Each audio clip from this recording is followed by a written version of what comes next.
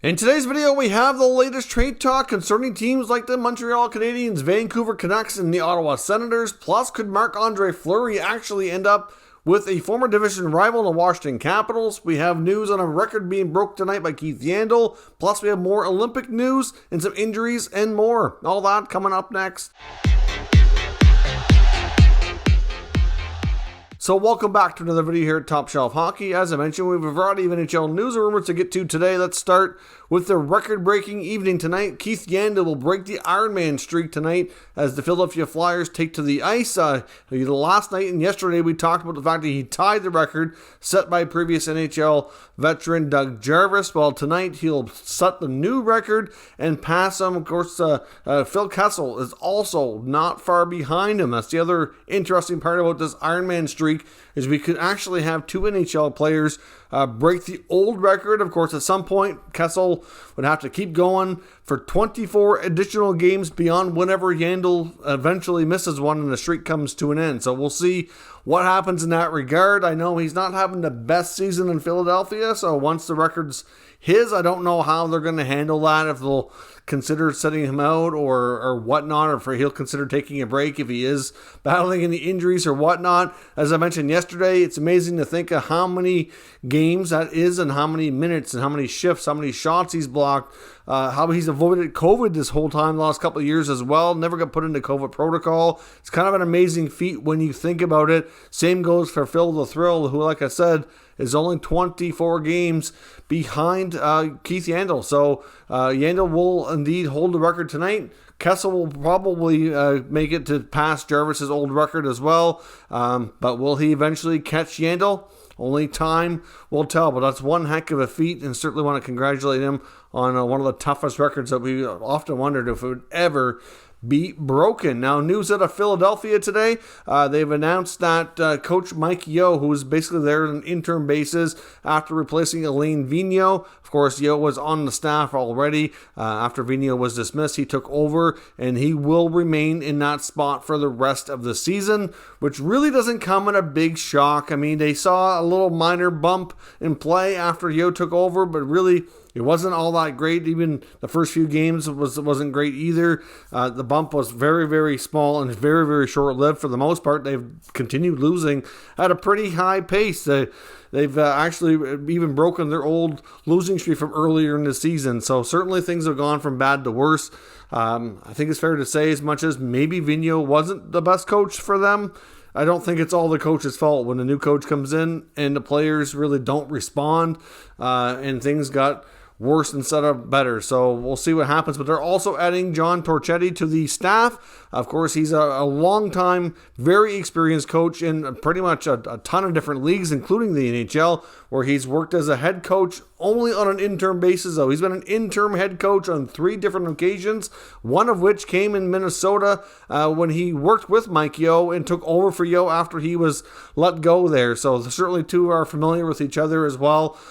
He's also coached in a variety of leagues, most recently coached in the Quebec Major Junior Hockey League, was a head coach of the Moncton Wildcats most recently, but coached a year in Russia in the KHL for CSKA Moscow. He's coached in different juniors, minors, NHL as a head coach, interim assistant. Like, he's been all over the world, all over the place, a very experienced guy. So we'll see where that goes for the rest of the year. I don't know if it'll lead to anything further with the Flyers or not. Only time will tell, but I would imagine by the time the trade deadline rolls around, we're going to see some big changes in Philly. I'd expect definitely some trades, and the changes will likely continue into the offseason. Now, an injury update here as well. San Jose Sharks defenseman Erik Karlsson is going to be out for an extended period of time, which is a real shame because Karlsson actually was playing some of his better hockey that he's been able to put together since his trade to San Jose. Fair to say his game is not where it used to be after he left Ottawa. It's certainly declined, but this year was probably the closest he's came to being the dominant defenseman that he used to be. Not quite to where he used to be, but like I said, probably the best hockey he's played in a Sharks uniform. But he had to have surgery due to a forearm issue. He's going to be out till at least mid-March. Could be a little bit longer. So he will, should make it back for the end of the year, but it's certainly going to have an impact on San Jose having hopes to make a playoff push. Canada finally announced their Olympic hockey team today. I know a lot of people where the NHL's not going aren't going to be overly interested in this, so we're not going to talk about it for too long, but I just wanted to have a quick peek at Canada and U.S. Olympic hockey rosters. Certainly some NHL prospects worth watching and a few vets that you'll certainly be familiar with. If nothing else, hopefully you'll pay attention for some of the top prospects that are going to be coming up for your favorite team. For example, in Canada, they announced that Devin Levi and Owen Power, two top prospects for the Sabres, are going. So, of course, Power was the number 1 overall pick in last year's draft, and Levi was acquired from Florida in the Reinhardt deal, and he's having a phenomenal college season. I know a lot of people kind of discounted him in that trade for not being a high-end prospect, but he really is and will continue to be. Hopefully the Sabres can eventually get him signed out of college. But Power and Levi, Mason McTavish from the Ducks, the number 3 pick in last year's draft, who has had a phenomenal year between the World Juniors and a little bit of action with Anaheim, etc. And a couple of veteran guys like Eric Stahl is going to be there representing Canada. And even a guy like Josh Hosang, who's never really amounted to much in the NHL, but is currently on an AHL-only deal with the Marlies in the Leafs organization, will be going as well. And another top prospect from last year's draft who belongs to the Jackets organization, Kent Johnson, he will be going as well, but he's not going to be on the main roster. They are basically allowing teams to have basically what you call a taxi squad. So some extras are going in case they run into COVID issues or injuries, and Johnson will be as part of that group with Canada. On the USA side, you've got guys like Matty Beniers, Brendan Brisson, Matthew Nyes, Brock Faber, and Sens top prospect and captain of the junior team for U.S., Jake Sanderson. Some young talent there for the Americans should be hopefully generating some interest and hopefully keeping them in some games. Of course, they also have goalie Drew Comesso as well. So it'll be interesting to see how these teams stack up, since they're going to look very, very differently than we originally thought going into this year. An update for you on the Canucks GM situation. Apparently, according to Pierre LeBrun, there's 5 candidates that were interviewed that are in the mix. They appear to be Matthew Darche, Scott Mellanby, Sean Burke, and Patrick Allvin from the Penguins, and there is a 5th one who we're not sure exactly who it is yet. But it looks like, and it's not announced yet, and I can't confirm this 100%, but based on other information I was able to find, it looks like Matthew Darche, to me, looks like the guy that it's going to be. Apparently, the Tampa Bay Lightning already have some updates to their website looking for a new assistant general manager. And I believe that when he was asked about the situation by Vancouver media, he wasn't able to comment on it. So he's 100% a candidate for sure. Is he going to be the guy they name as GM? That's what my gut says, but I can't confirm that, of course. NHL insiders haven't really named a person that they feel is the favorite out of the bunch. We've heard Patrick Allvin a lot lately. We'll see. And Emily Costanguay, who they had announced as an assistant GM yesterday, when asked about it, even confirmed she apparently did not interview with Montreal. At least that's what she says. So some conflicting information that had been reported by some of the reporters before when it comes to the Habs GM search before they announced Kent Hughes. So we'll see. The Canucks are expected to announce a GM sometime this week. Interviews are done. Decisions are being made. And we will go from there once we find out. But I think Darche is the guy. Now, when it comes to the rest of the video, we're going to focus on some trade rumors around 3 Canadian teams as well as Marc-Andre Fleury. We'll start with him in the potential landing spot of the Washington Capitals. Now, we know Fleury is a high probability to be traded, but we also know that he does have some trade protection in his contract, and he also has a verbal agreement with the Blackhawks organization that he made after agreeing to play for Chicago this year, that he would not be traded unless it's a team that he agrees to go to. Like, basically, even though he doesn't have a full no trade, they essentially have a verbal agreement that he kind of does. Now, will he agree to go to Washington or anywhere else? We really don't know, but there's a lot of talk amongst NHL insiders that the Capitals are not entirely, in love with their goaltending tandem, even though they've done reasonably well this year, that Samsonov and Vanacek might not be the 2 main goalies on the roster going into the playoffs.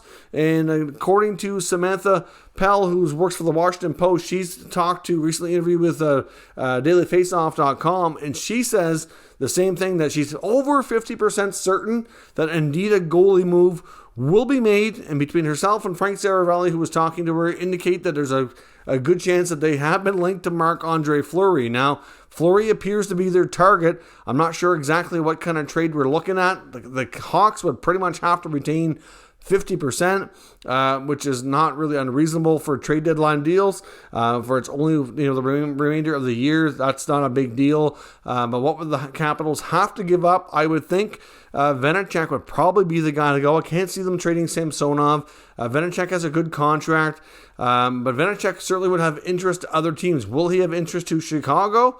I'm not sure, but certainly the Blackhawks don't really have a clear-cut solution for their goaltending future either, so it would make sense that they would have interest. So could that be the guy? They go into the playoffs with Samsonov and Fleury. That's a real possibility. But like I said, he's obviously, was a Penguin for a long time, had a lot of, rival matchups with the Capitals, very familiar with that Metropolitan Division.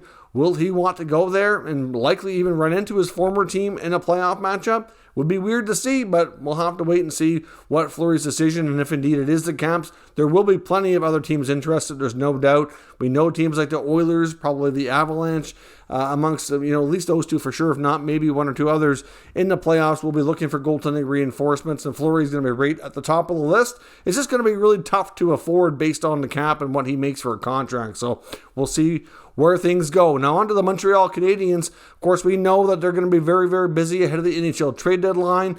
Things are trending to the fact that they're likely going to end the year being the NHL's lowest ranked team in the standings, as well as many statistical spots. I mean, look at goals for, goals against. There's a lot of spots stat-wise that they're the NHL's worst team. So they're definitely going to be, reconstructing in a big way. I think it's also fair to say that a big part of the Habs issues have been man games lost. I mean, look at the fact that Shea Weber's not there all year. Price has not been there all year. And some other guys have missed significant time as well. So certainly it's not...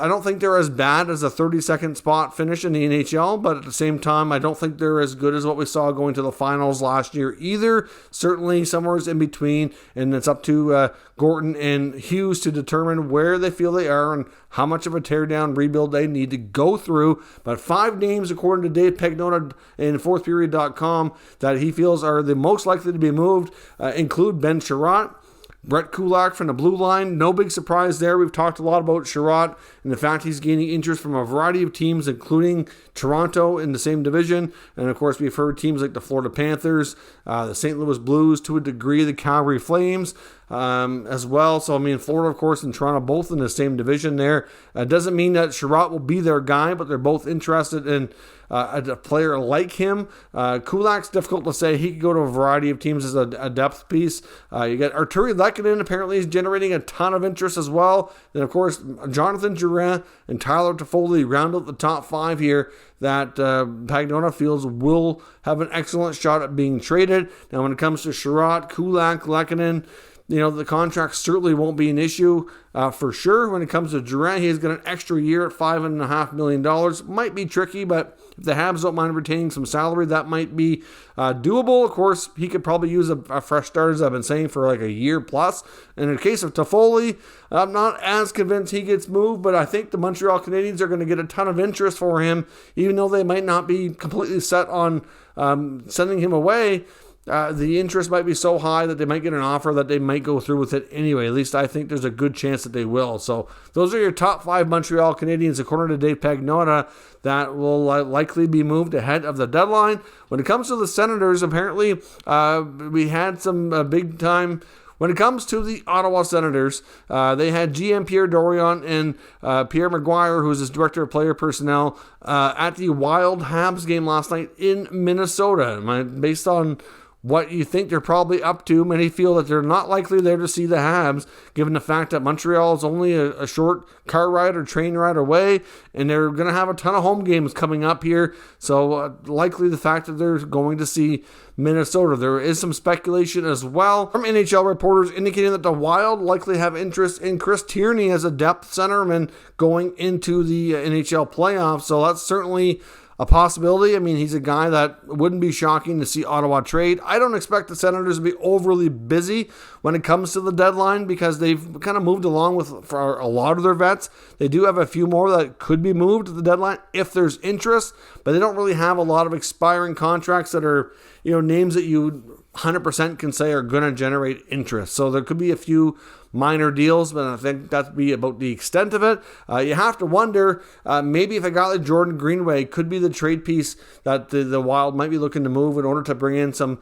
other help in other areas, whether it be Tierney or even maybe a guy like Josh Brown or Nick Holden or somebody on the blue line could be a depth piece that they're looking at as well. I mean, Greenway's never really worked out from an offensive standpoint, but he's still, only in his mid-20s, not overly old. He's huge at 6'6", 225 pounds.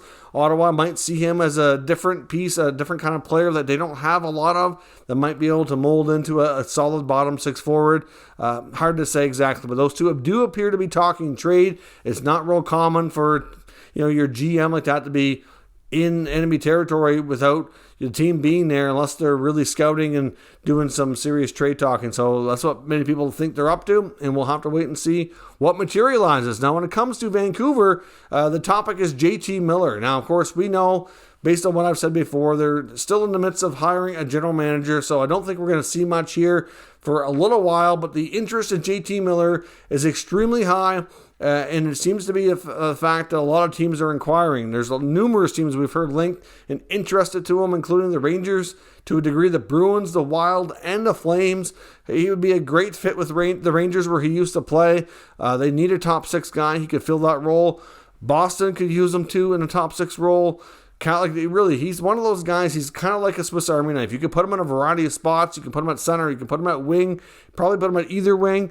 And he's just a hard-working guy. And even though they paid a first-round pick to acquire him back a few years ago from Tampa when they needed to clear cap space, they could possibly get more than they paid a few years later. According to Frank Saravalli of dailyfaceoff.com, he feels that they could probably get a first-round pick and a top prospect in return. Now, when you look at the Rangers, they have been rumored to be moving Vitaly Kravtsov. Would they offer Kravtsov in a first? I mean, that might be a little bit tough. As much as the Canucks probably aren't going out there looking to trade Miller, it might be tough to turn it down. It's hard to say right now. When it comes to other teams like the Wild or the Bruins, I'm not sure. The Bruins would probably have to offer like a first and maybe Stanika, something to that effect. The Wild could offer, I don't know if they would do it, but if they offered up a guy like Matthew Boldy, which I wouldn't think they'd want to trade, but, hard to say who they would include there. But I wouldn't think they'd want to include Boldy or Rossi. But if they did, it would be tough for Vancouver to pass up, but I doubt they would be the ones on the table. And when it comes to Calgary, would they include a first-round pick? And I'm not sure who they would be for a prospect, maybe Jacob Peltier. But again, it seems like a big price for some of these teams. The Rangers, I could see doing it because Kravtsov wants to move anyway. The other ones, I just don't know. So, and I said, no guarantee that Vancouver moves them. But if they do, I think it's a case that they're getting an offer that they just feel like they can't refuse, and it's going to make them better long term. So we'll see what happens. Lots of time yet before the deadline for these teams to talk and make moves. So we'll see where things go. Let me know your thoughts, everything discussed down below in the comments. We'll discuss further. If you're new to this channel, make sure you subscribe and stick around. We'll keep you up to date with all the latest news, rumors, and analysis on all 32 NHL teams. Thank you for watching, and I'll catch you next time.